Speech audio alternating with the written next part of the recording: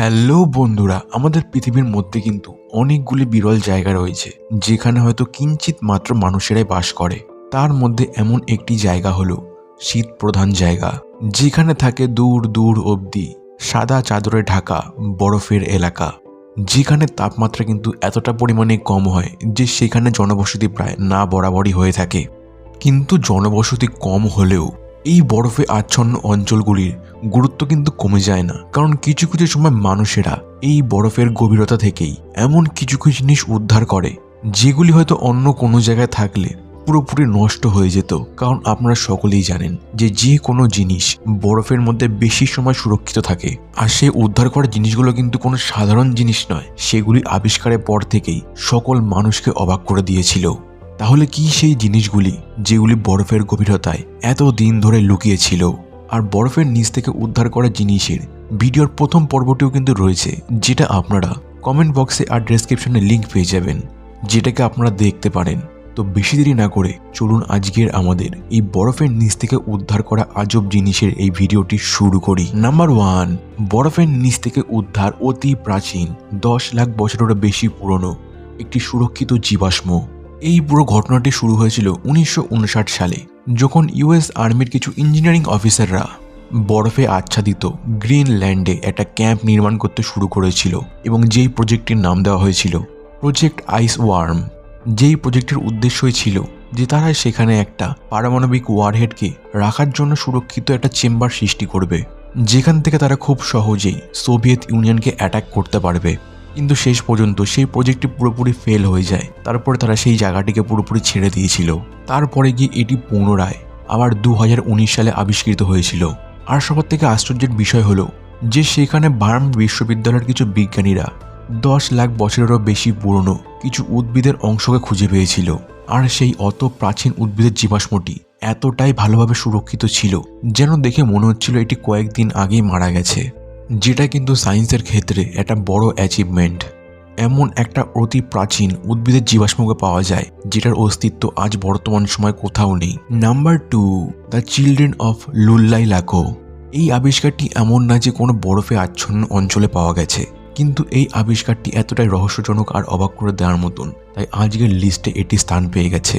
এই আবিষ্কারটি কিছু প্রত্নতাত্ত্বিকরা 1999 সালে 16 মার্চে ভূমির থেকে 6739 মিটার উচ্চতায় লুল্লাইলাকোর চূড়ায় খুঁজে পেয়েছিল। আর এইটি কিন্তু আর্জেন্টিনা আর চিলির ঠিক সীমান্তের মাঝখানে অবস্থিত।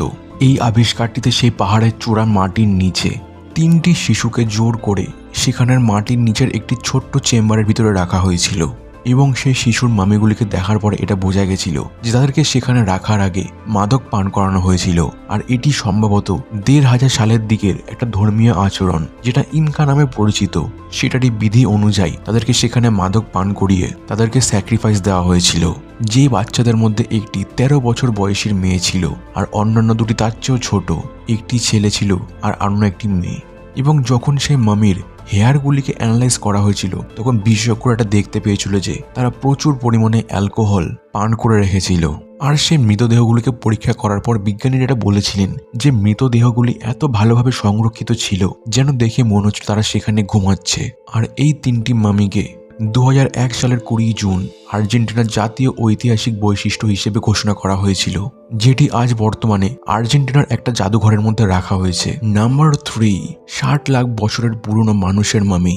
1991 সালের 19 সেপ্টেম্বর অস্ট্রেলিয়া আর ইতালির মাঝে অবস্থিত ওটজল আল্পস পর্বত থেকে এই পুরনো মামিটিকে আবিষ্কার করা হয়েছিল। যেহেতু সেই পর্বতটির নাম ওটজল ছিল, তাই সেই মামিটির নাম দেওয়া হয়েছিল ওটজিল। আর এই ওটজিল মামিটিকে ভূমির থেকে 3210 মিটার উচ্চতায় পাওয়া গেছিল। আর সেই মামিটির উদ্ধারের পরেই সেখান থেকে খুব শীঘ্রই তাকে পরীক্ষাগারে নিয়ে যাওয়া হয়, এবং বিশেষজ্ঞরা তাকে পরীক্ষা করার পর এটা জানতে পেরেছিল যে ওটজিলকে সেই সময় হত্যা করা হয়েছিল, কারণ তার বাম কাঁধে পুরো একটা স্পষ্ট তীর চিহ্ন রয়েছে। তাছাড়া শরীরে অন্যান্য ক্ষতও ছিল, যাকে নিয়ে 1998 সাল পর্যন্ত গবেষণা করা হয়েছিল। ওটজিল হলো এমন একটা মামি যে ইউরোপের প্রাচীনতম প্রাকৃতিক মানব মামি হিসেবে পরিচিত, যার অস্তিত্ব ইউরোপের তাম্র যুগের সময় ছিল, যার জন্য ওটজিলকে ইতালির একটা মূল্যবান সম্পদ হিসেবে মিউজিয়ামের মধ্যে রাখা হয়েছে। নাম্বার 4, প্রাচীনতম নেকড়ে। 2016 সালে একজন সোনার খনির লোক কানাডার ইউকন রিজিয়নে সোনার অস্তিত্ব খোঁজার জন্য বড় বড় বরফের চূড়াগুলিকে ভাঙছিলেন, কিন্তু তিনি সেখানে সোনার বদলে এমন একটা অদ্ভুত জিনিস পেয়ে যান যেটা কিন্তু তিনি আশাই করেননি, যেটি হলো 57,000 বছর পুরনো একটা নেকড়ের ছানা। এই হিমায়িত অতি প্রাচীন নেকড়ের ছানাটির দেহটি কিন্তু এখনও অবধি পাওয়া সবচেয়ে পুরনো এবং সবচেয়ে ভ্যালুয়েবল দেহ হিসেবে জানা গেছে। যেই নেকড়ের ছানাটির সমস্ত দেহ পুরোপুরি অক্ষত অবস্থায় ছিল, শুধু কেবল তার চোখগুলি ছিল না। আর এই ছোট্ট অতি প্রাচীন নেকড়ের ছানাটি গবেষকদেরকে বুঝতে এটা সাহায্য করেছিল যে কিভাবে নেকড়েরা এশিয়া, ইউরোপ, আমেরিকা এই 3টি মহাদেশের মধ্যে ছড়িয়ে গেছিল। Number 5, ancient virus. 2015 সালে ওহিও স্টেট ইউনিভার্সিটির মাইক্রোবায়োলজিস্ট এবং জলবায়ুবিদদের একটি দল কিছু প্রাচীন বরফের সন্ধানে তিব্বত মালভূমির হিমায়িত প্রান্তরে ভ্রমণ করেছিলেন। তারা এটা জানতে ভীষণ পরিমাণে আগ্রহী ছিলেন যে বরফ কিভাবে ইতিহাসের সময় থেকে এখনো অবধি পরিবেশ সম্পর্কিত তথ্যগুলিকে সরবরাহ করে যাচ্ছে, যার জন্য তারা সেখানে 1000 ফুটেরও বেশি একটা গভীর গর্তকে খনন করেছিলেন, যার ভেতরে তারা প্রাচীন ভাইরাসকে খুঁজে পেয়েছিলেন। তার মধ্যে হয়তো এমনও কিছু ভাইরাস ছিল যেগুলি 15,000 বছর ধরে বরফের মধ্যে পুরোপুরি জমেছিল। যেখান থেকে তারা মোট 33টি ধরনের ভাইরাসকে পেয়েছিলেন। তাদেরকে পরীক্ষা করার পর বিজ্ঞানীরা এটা বুঝতে পেরেছিলেন যে 28টি ভাইরাস তাদের জন্য পুরোপুরি নতুন ছিল। আর সবার থেকে স্বস্তির বিষয় ছিল যে সেই ভাইরাসগুলি কিন্তু মানুষের জন্য কোনো ক্ষতির বিষয় নয়। কিন্তু এই আবিষ্কারটির থেকে এটা বোঝা গেল যে ভবিষ্যতের সময় কতটা ভয়ঙ্কর হতে চলেছে, কারণ গ্লোবাল ওয়ার্মিংয়ের জন্য আমাদের বরফে আচ্ছন্ন অঞ্চলগুলির বরফ ধীরে ধীরে গলে যাচ্ছে, যার ফলে তার মধ্যে থাকা অতি প্রাচীন নতুন ভাইরাসগুলিও আবার পুনরায় জীবিত হয়ে যাচ্ছে, যার মধ্যে কোনটি মানব ভবিষ্যৎকে পুরোপুরি পাল্টে দেবে সেটা কিন্তু আমরা নিজেও জানি না। আর এই সকল আবিষ্কারগুলির থেকে আমরা এতটুকুনি বুঝতে পারলাম যে আমরা এর থেকে কিন্তু ইতিহাসের অনেক তথ্য পেয়ে যাই, তার সাথে সাথে ভবিষ্যতের অজানা ক্ষতির সম্পর্কেও জানতে পেরে যাই। আর আপনারা যদি বরফের নিচ থেকে আবিষ্কৃত আজব জিনিসের যদি এর কোনো নেক্সট পর্ব চান, তাহলে সেটা আমাকে নিচে কমেন্ট বক্সে অবশ্যই জানাবেন। তো আবার দেখা হচ্ছে নেক্সট একটা অন্য কোনো ভিডিওতে। Till then stay happy and healthy.